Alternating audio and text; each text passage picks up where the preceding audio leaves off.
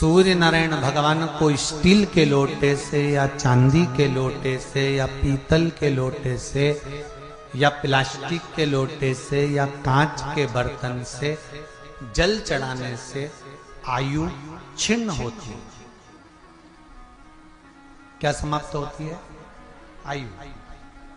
और सूर्य नारायण भगवान को अगर तांबे के लोटे से जल दिया जाता है तो आयु की वृद्धि होती है, और दिन भर में अगर कोई काम अटकने वाला है तो वो काम का रास्ता खुल जाता है और शरीर की बीमारी समाप्त हो जाती है। शरीर की बीमारी समाप्त हो जाती है। 2 तारीख को नूतन संवत्सर प्रारंभ हो रहा है, नया वर्ष प्रारंभ हो रहा है। 2 तारीख नया संवत्सर नया वर्ष प्रारंभ हो रहा है। एक नियम बना लो कि हमारे शरीर को, क्योंकि दिन भर हम दुकान पे बैठे रहते हैं, नौकरी में लगे रहते हैं, सर्विस में लगे रहते हैं। अगर मुंबई, पूना, चेन्नई, मद्रास आदि अधिक बड़ी बड़ी सिटियों में लोग रहते हैं तो उनको ऑफिस जाना पड़ता है। सवेरे से जल्दी उठते हैं, काम करते हैं, दिन भर ऑफिस में लगे रहते हैं। व्यापार करने वाला व्यक्ति व्यापार करता रहता है, नौकरी करने वाला व्यक्ति नौकरी करता रहता है, धंधा करने वाला व्यक्ति धंधा करता रहता है, ठेला चलाने वाला, गाड़ी चलाने वाला गाड़ी चलाता रहता है। घर की माताओं को एक नियम नए संवत्सर से चालू कर देना चाहिए। क्या नियम? क्योंकि जान है तो जहान है। बोलो सही है कि गलत है? शरीर में रोग आ गया, बीमारी आ गई, और तुमने 5 लाख रुपए महीना भी कमाया, मान लो, एक सरल भाषा में समझ लो, 5 लाख रुपए महीना तुम कमा रहे हो, 4 लाख रुपए महीना तुम कमा रहे हो, और शरीर में बीमारी आ गई। अब वो 5 लाख रुपए तुम्हारे कमाए हुए किसी काम के हैं क्या? हॉस्पिटल में जाओगे, दवाई में, गोली में, जांचों में वो समाप्त होते चले जाएगा। तुमने कमाया किसके लिए था? अपने बच्चों के लिए। मेहनत किसके लिए करी? अपने बच्चों के लिए। परिश्रम किसके लिए करा? आगे बढ़ने के लिए। और मालूम पड़ा कि तुम बीमार पड़ गए, जितना तुमने कमा कर जोड़ा था वो सब तुम्हारी बीमारी में लग गया। तो ऐसा कमाना कोई फायदे का है क्या? कमाओ, दिल से कमाओ, जितनी तुम्हारी कैपेसिटी है उससे दुगना कमाओ, पर उसके साथ एक काम चालू करो कि तुम अंतिम क्षण तक, जब मौत तुम्हारे दरवाजे पर आए, तुम्हारी उम्र जब पूरी हो, तब तक भी तुम बीमार नहीं पड़ो।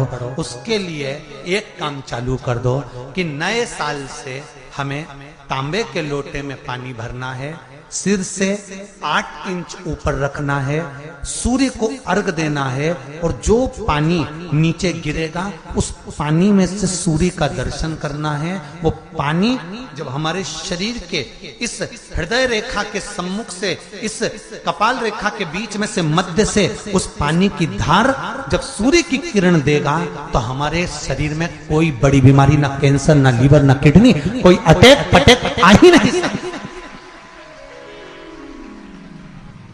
मेरा बच्चों से भी निवेदन है कि आप अपने पापा से कहो, आप अपनी मम्मी से कहो, और बड़ों से निवेदन है वो अपने बच्चों से कहो। बुजुर्ग माताओं से निवेदन है, अगर आप अपने बच्चों को सुखी देखना चाहती हो, बीमारी में पैसा नहीं लगाना चाहती, आप अपने बच्चों को अंत समय अपनी आंखों से उसको तड़पता हुआ नहीं मरना देखना चाहती, तो सूर्य को अर्घ देना चालू कर दो। क्योंकि सूर्य की किरण जल के साथ जब इस शरीर पर पड़ती है तो शरीर में कोई बीमारी टिक ही नहीं सकती। ये श्रीमद् शिव महापुराण की कथा कह रही है। ये ज्योतिष शास्त्र कहता है, रंग शास्त्र कहता है। हमारे जितने ज्योतिष शास्त्र हैं, रंग शास्त्र हैं, नग बताते हैं, मोती बताते हैं, नीलम बताते हैं, पन्ना बताते हैं, ये सब क्या पहनाते हैं? रंग का क्यों पहनाते हैं? क्योंकि रंग का इफेक्ट इस शरीर पर पड़ता है। कपड़े कौन से कलर के पहन रहा है उसका इफेक्ट इस शरीर पर पड़ता है। उसी तरह 8 इंच ऊपर मस्तिष्क से तुम्हारा हाथ होना चाहिए, तांबे के कलश में जल होना चाहिए, और सूर्य को देखकर उस जल की धार में सूर्य को जल दीजिए। जिंदगी में बीमारी तुमको नहीं घेर सकती, और बीमार हो भी गए हो तो 15-20 दिन करके देखने में कुछ नहीं जाता। बाद में मत करना, श्योर वाला हमारा झूठ बोल रहा होगा, उसमें क्या दिक्कत? क्यों कह रहे हैं, क्यों बोल रहे हैं? उसका एक कारण है, आज के समय में लोग 80 साल और 90 साल के होकर नहीं जा रहे भाई। आज के समय में लोग अटैक आता है, बीमारी आती है, कैंसर हो गया, शुगर हो गई, बीपी हो गया, 60, 70, 75, 55, 40 में लोगों के प्राण छूट जा रहे हैं। अगर ये पूरी पृथ्वी युवानों से जवानों से अगर विहीन हो जाएगी तो किस काम की? तुम्हारा कमाया गया धन किस काम का हो? कौन कौन ले रहा है नियम? आज से 2 तारीख से नियम बना लो कि नूतन वर्ष से 1 तांबे का लोटा जल सूर्य नारायण को अर्घ देना है हमको प्रतिदिन। घर का चाहे छोटा हो चाहे बड़ा हो, जिस बच्चे को रोज बुखार आता हो, निमोनिया हो रहा हो, जिसका लीवर किडनी डैमेज हो गया हो, वो नियम बना लो 15 दिन के अंदर 20 दिन के अंदर डायलिसिस में अंतर आ जाएगा तुम्हारे। तुम कर तो देखो, इस प्रभाव करे। बनाओ नियम।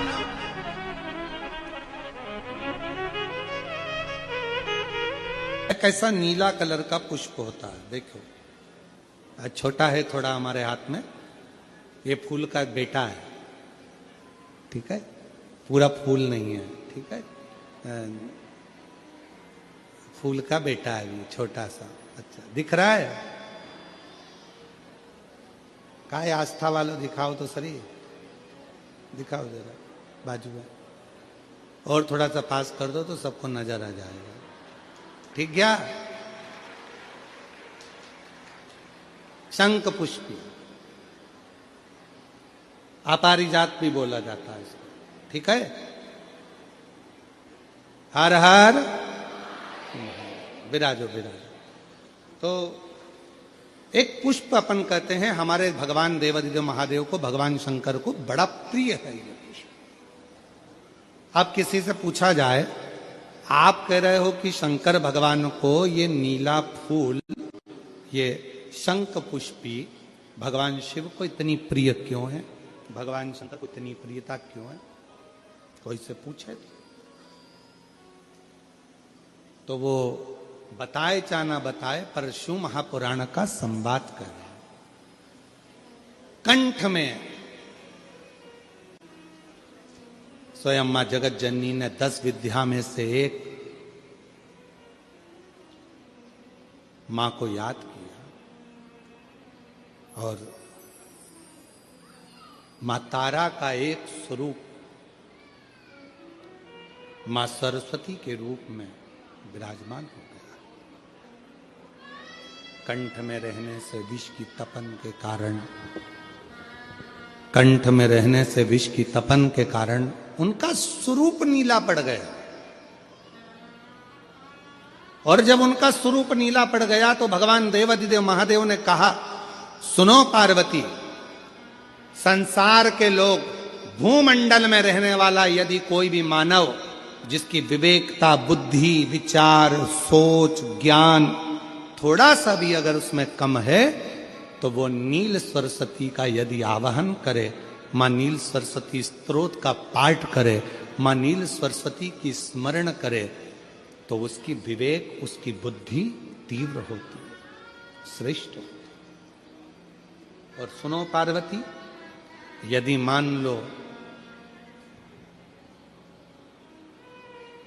कोई नील सरस्वती का स्तोत्र का पाठ नहीं कर पाए, आराधना नहीं कर पाए, साधना नहीं कर पाए, स्मरण ना कर पाए, अगर कोई बच्चा एक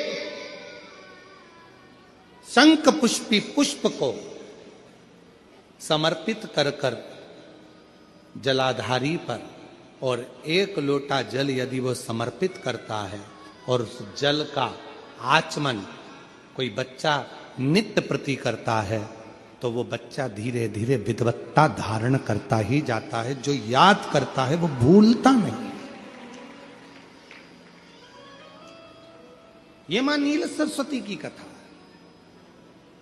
2 सरस्वती का दर्शन आपको और हमको होता है, 2 सरस्वती का स्मरण आप और हम करते हैं। एक सरस्वती जो स्वयं श्वेत वस्त्र धारण करी है, हंस पर बैठी हैं और बड़े आनंद के साथ में माँ सरस्वती का सुंदर स्वरूप है। पर एक सरस्वती ऐसी हैं जो नीला उनका स्वरूप है और नील सरस्वती के रूप में उनकी पूजन होती है। माँ नील सरस्वती महाराज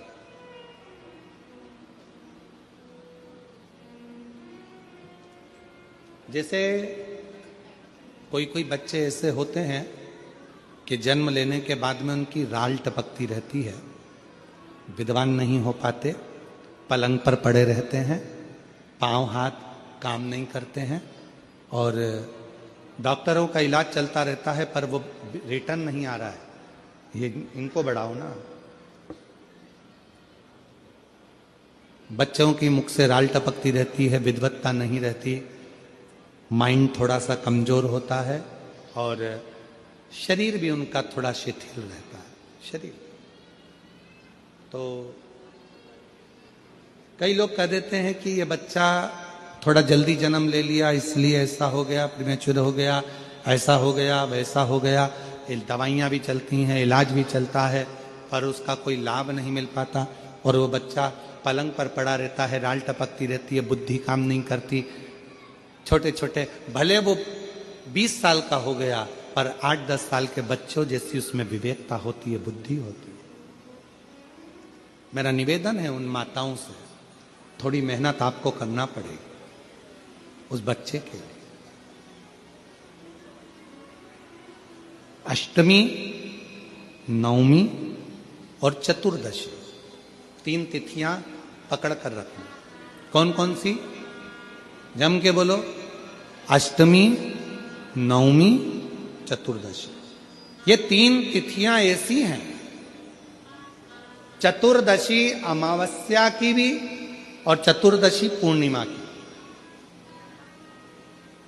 अष्टमी नवमी अमावस्या की भी और अष्टमी नवमी पूर्णिमा की। ये वो तिथियां हैं जिन तिथियों में मां नील सरस्वती का स्तोत्र का पाठ कर कर एक शंख पुष्पी पुष्प, एक अपारिजात का पुष्प जलाधारी पर रखकर 7 बार अगर जल का पात्र से जल चढ़ाया जाए और उसी जल को कटोरी में झेल लिया जाए, उस जल को 3 दिन तक लगातार यदि सुबह दोपहर शाम रोज उस बच्चे को देना चालू करिए, उसके हाथ पैर भी काम करना प्रारंभ करेंगे, उसकी बुद्धि भी काम करना प्रारंभ करेगी।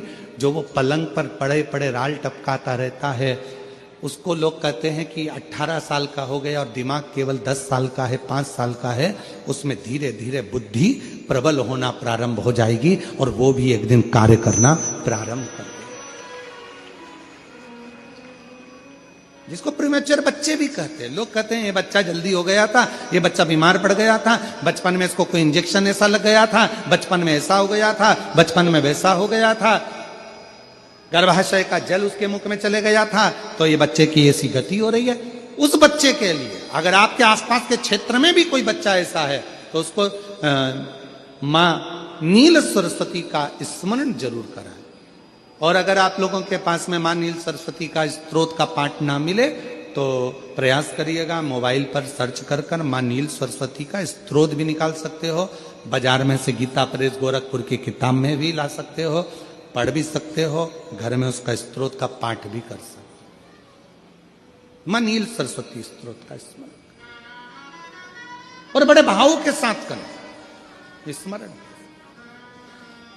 और कोई कोई माताएं कह देती हैं, कोई बच्चा कह देता है मम्मी मुझे याद नहीं होता, याद करता हूं परीक्षा हॉल में जाकर भूल जाता हूं, मैं कुछ पढ़ता हूं बाद में जाके भूल जाता हूं, स्मरण में नहीं रहता। तो उनसे भी निवेदन है, आप मां नील पाठ नहीं पढ़ सकते, स्तोत्र नहीं कर सकते, संस्कृत में नहीं पढ़ सकते, तो मां नील सरस्वती के नाम से अष्टमी, नवमी और चतुर्दशी के दिन एक शंख पुष्पी पुष्प को, नीला कलर का जो फूल होता है बेल में लगा होता है, जो शिव जी को अति प्रिय होता है, उस पुष्प को आप जलाधारी पर रख दीजिए। जलाधारी जानते हो ना सब लोग, शिवलिंग पर नहीं, जलाधारी पर रख दीजिए और जल चढ़ाना 7 बार प्रारंभ करिए। बाबा देव अधिदेव महादेव आपको याददाश्तता में प्रवर करेगा। परीक्षा हॉल में जितना तुम याद कर कर गए हो, अच्छी मेहनत कर कर गए हो तो भूलोगे नहीं, तुम्हारी बुद्धि तीव्र होती चली जाएगी, प्रबल होती चली।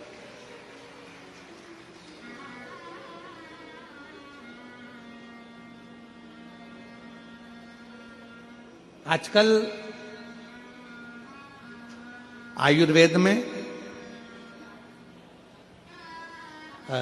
आप लोग अगर आयुर्वेदिक दवाइयाँ लेते होंगे, आयुर्वेद वालों के पास यदि जाते होंगे, तो वो भी अगर बच्चा पढ़ने में कमजोर है, बुद्धि से कमजोर है, तो उसको शंख पुष्पी की चाय पीने का भी कहते हैं। बाजार में आती होगी शायद, है? भैया कह रहे हैं कि बाजार में वो चाय भी मिलती है, नीली चाय। महाराज याददाश्ता के लिए, उसको प्रबल करने के लिए लोग शिव कथा कर रही है। कौन सी सरस्वती? जम के बोलो, जम के जरा, पूरा तो नाम बोलो। मां नील सरस्वती। तुमने डायरेक्ट कह दिया नील सरस्वती। मां कौन लगाएगा? मां है ना अपनी, तो उसका संबोधन पूरा होना चाहिए। कौन सी सरस्वती? मां नील सरस्वती का स्मरण सुख देता, आनंद देता।